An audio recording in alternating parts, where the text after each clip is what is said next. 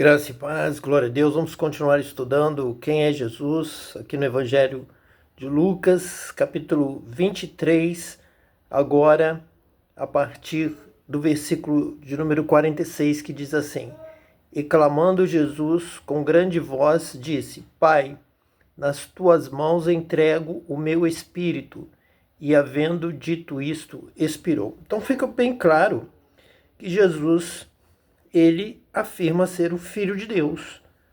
Isso explica toda a palavra, o ministério de Jesus, é o Filho de Deus, porque Deus amou o mundo de tal maneira que deu o seu Filho. Jesus está sempre se colocando nessa posição. Como Filho, ele está próximo de nós como irmãos. Somos irmãos em Cristo. Todos nós irmãos, Cristo sendo o nosso irmão mais velho, aquele que herda todas as coisas e compartilha conosco. Aquele que conhece o Pai, conhece por ser o unigênito, ele é o primeiro gerado. E depois é irmão de uma grande multidão, todo aquele que nele crê. Então ele é o Filho de Deus, é aquele que nos revela o Pai e é aquele que compartilha a herança como filho mais velho.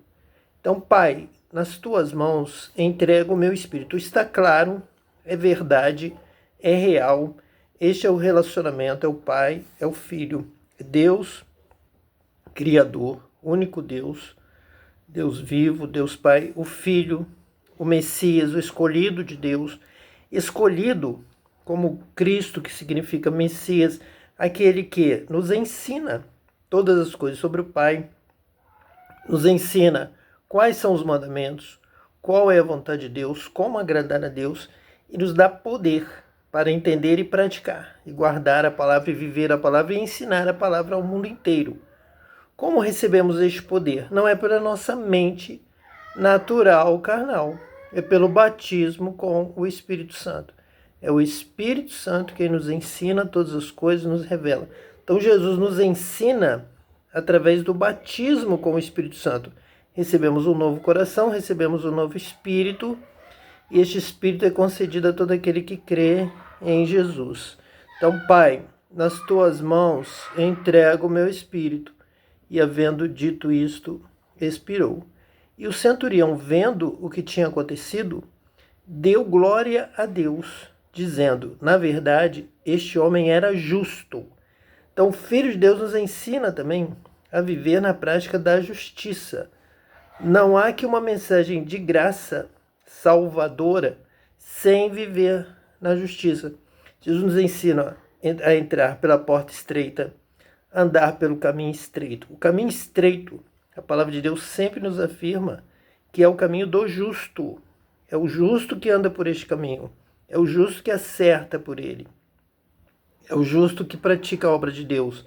É o justo que entra pela porta estreita e consegue permanecer pelo caminho estreito.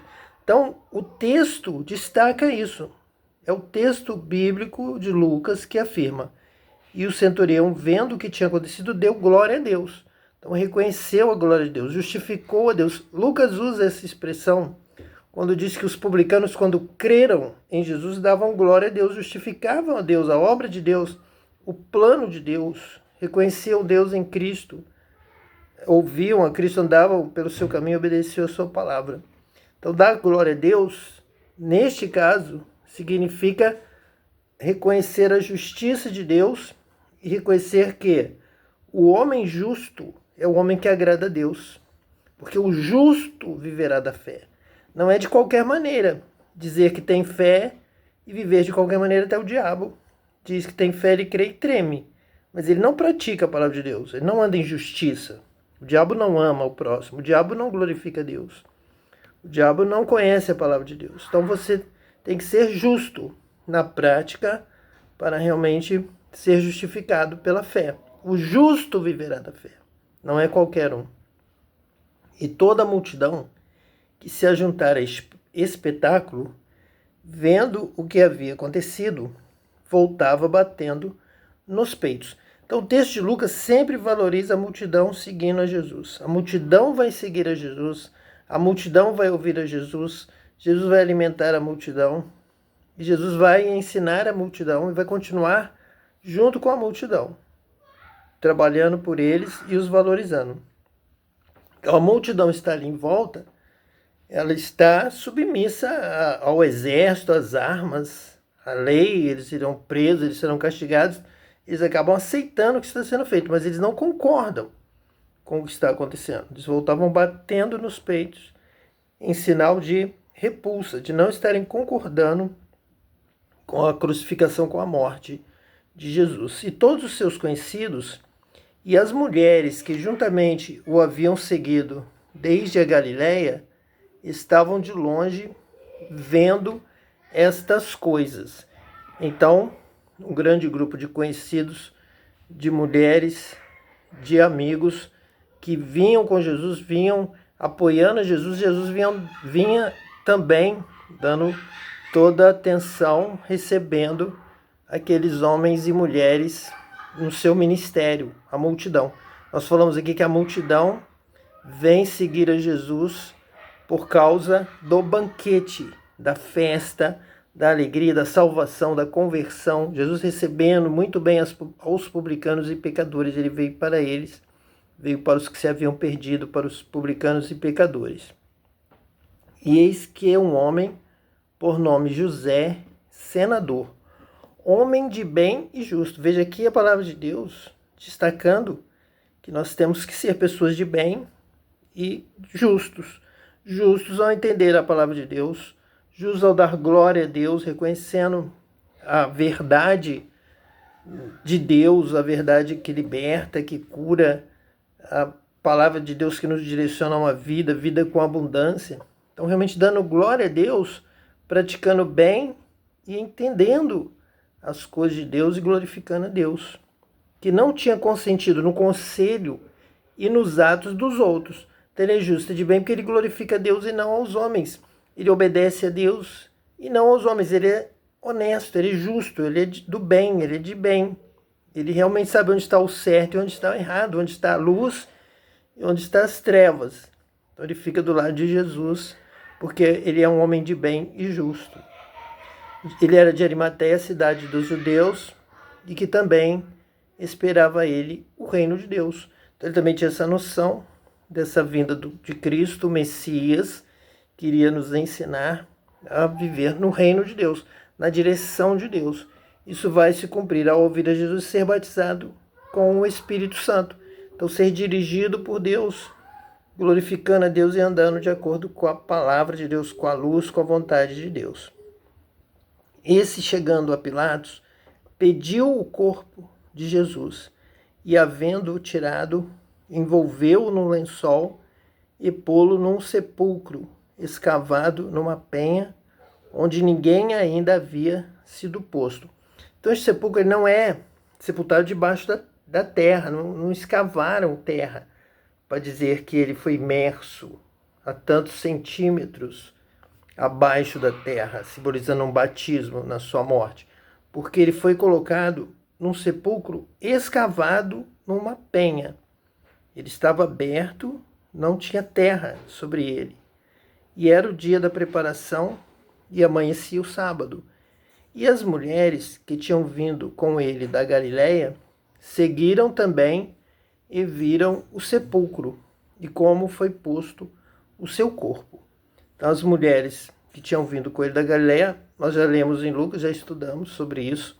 Susana e Maria Madalena, do qual viram sair 7 demônios. Então, Jesus veio para curar os enfermos, expulsar os demônios.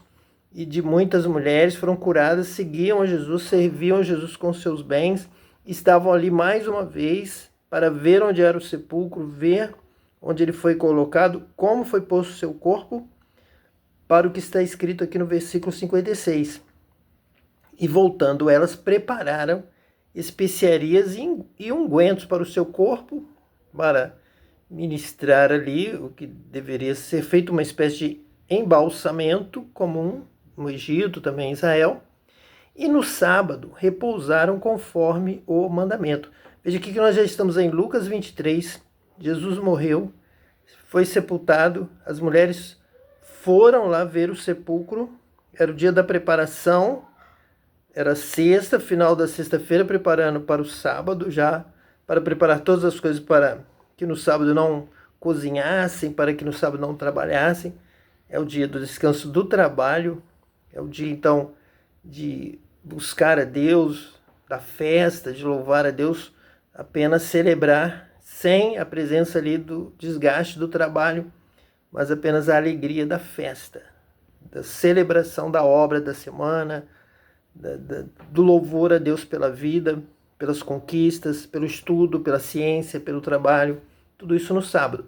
E no sábado repousaram conforme o mandamento. Então elas ainda guardavam o mandamento, não viam problema nenhum. Jesus, em momento algum, ele disse para abolir o sábado. Quando ele diz, eu também, até do sábado, filho do homem, até do sábado, ele está valorizando o sábado.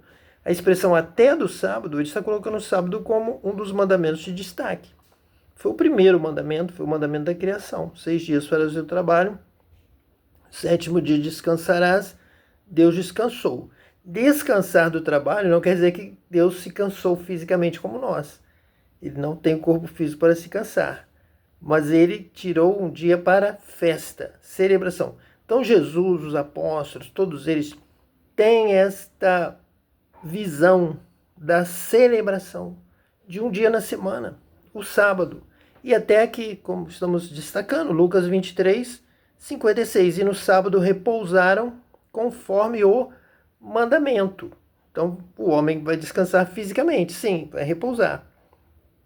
Mas mais do que isso, vai adorar a Deus, vai celebrar, vai glorificar a Deus, vai buscar o batismo com o Espírito Santo, vai buscar os dons espirituais, vai buscar a reflexão na palavra, o conhecimento, para adorar a Deus, para bendizer, para louvar, para celebrar. E o Espírito Santo que já habita em nós, já nos ensina todas as coisas, nos leva a essa alegria do Espírito dentro de nós. Que Deus te abençoe hoje e eternamente, em nome de Jesus Cristo, o Messias. Amém.